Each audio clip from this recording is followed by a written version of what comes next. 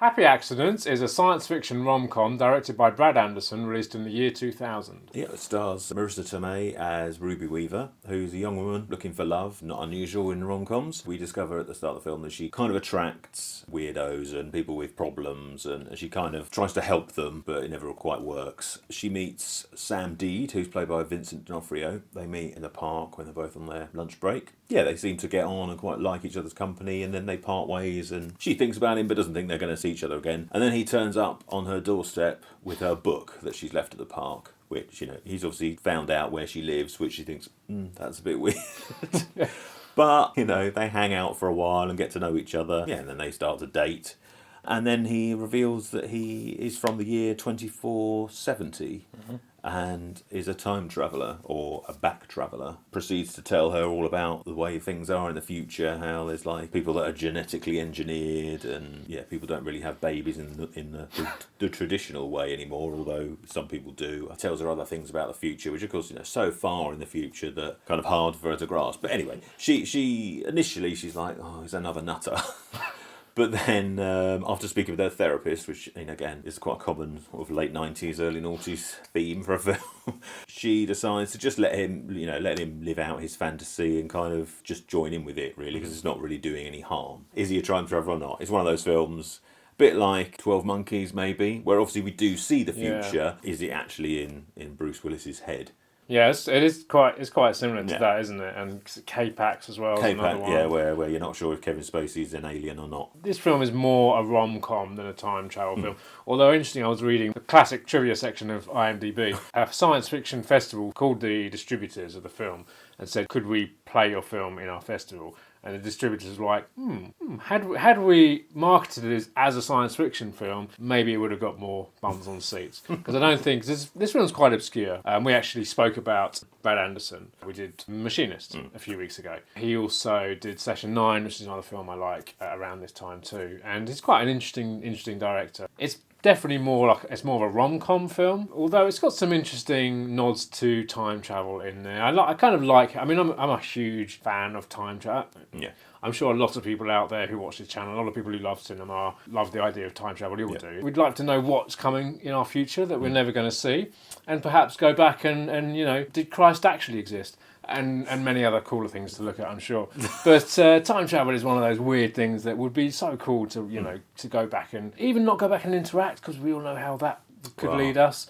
But just go back and watch. Bill and Ted was so great because they kind of just go back and, although yes, they get out and they interact, it's more like they're just kind of watching from afar. But then, of course, you get things like Back to the Future where they actually interact and change. Well, I think that's what's great about time travel. You can do all kinds of weird things with it, and you can get quite deep. There's a bit of philosophy going on. Obviously, there's this whole therapist thing going on too. So you're playing with, is it in his head? Is it not in his head? I mean, in fact, when he starts talking about the future he's come from, it gets quite out there and a bit kind of trippy, and some of the things he talks about are a bit odd. So it's been Vincent D'Onofrio, who we all know from Full Metal Jacket, and Marisa Tomei, and I think they work together. Obviously, with a rom-com, you need the couple to work. You need to believe that they could be an actual couple in real life. And I'm not really a fan of rom-coms per se, but I've always enjoyed these kind of quirky rom-coms. Quirky takes on it. So I'm a big fan of Punch Drunk Love, Eternal Sunshine of a Spotless Mind. Then a few years before this, there was Untamed Heart, which also had Marisa Tomei and Christian Slater.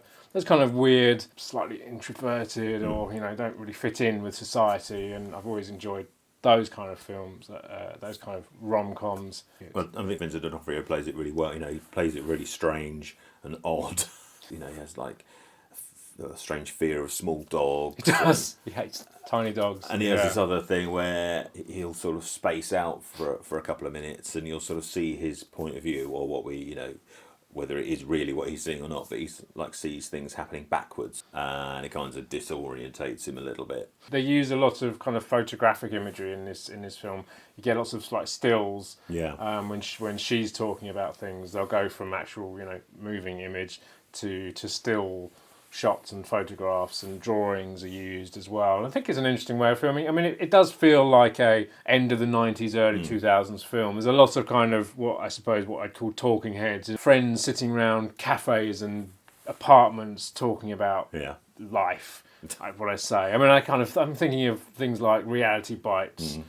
With Ethan Hawke and those kind of 90s, those kind of indie young adult, the Singles and all those kind of great films. It's different. I think it's different enough to be quite unique. But you hadn't seen this before? I hadn't. No. I mean, I'd heard of it. I think, yeah, probably because when we did The Machinist, I just looked up, the previous things that Brad Anderson had done, and it sounded quite interesting.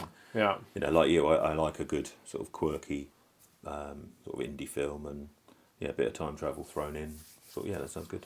But I enjoyed it, and I think Vincent D'Onofrio's performance really makes it, because he's just so weird, and you kind of like, is he, dreaming all this up, or is he really from the future? And because of what the things he's saying are so out there, because he's come from so far in the future, it's impossible to know. But obviously things do occur, and you think, okay, maybe he's telling the truth. But I think that's what's nice about it. They don't try and go too outlandish with it, but of course they do things in there which make you think. And I think the script is good. It doesn't get too technical on the sort of the mechanics of time travel. I mean, he talks about, like, I think causality and things like that, but it's like in a sort of conversation over dinner or something. And I don't know if he even describes how he even travels back. I can't remember.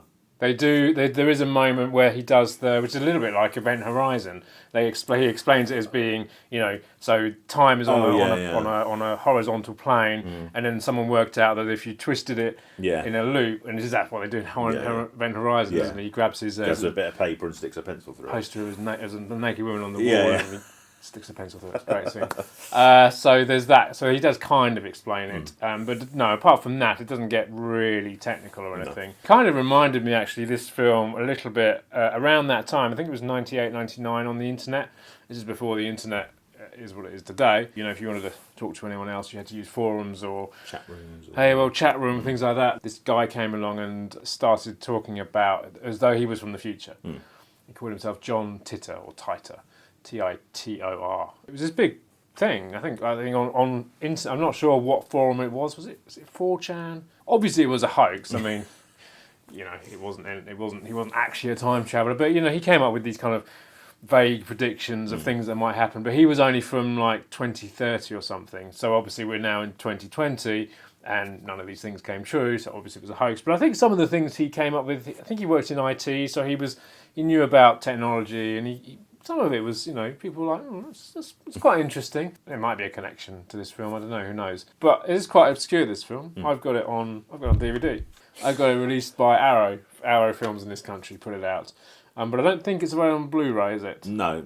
I mean, there's a DVD in the US, but again, no Blu-ray. So no, it's sort of an obscure little indie film that whether it'll ever get a Blu-ray, who knows? I mean, whether Arrow would even have the rights to it anymore, possibly not, because that was quite a few years ago that was released. I think it's not streaming anywhere either. No, I had a look. I mean, I couldn't find it. It's not on Netflix. It's not on Amazon. It's not even. You can't even rent it on Amazon. So I mean, you can buy it. I bought this on Amazon, so if you can find this DVD, you can buy it. I mean, I'd recommend giving it a watch if you like those quirky rom-coms like Eternal Sunshine and Punch Drunk Love. And you want a bit of 12 Monkeys thrown in. A bit of 12 Monkeys thrown in, exactly, for good measure. Then I recommend you pick this one up. This is just the film. There's no special features, nothing like that at all.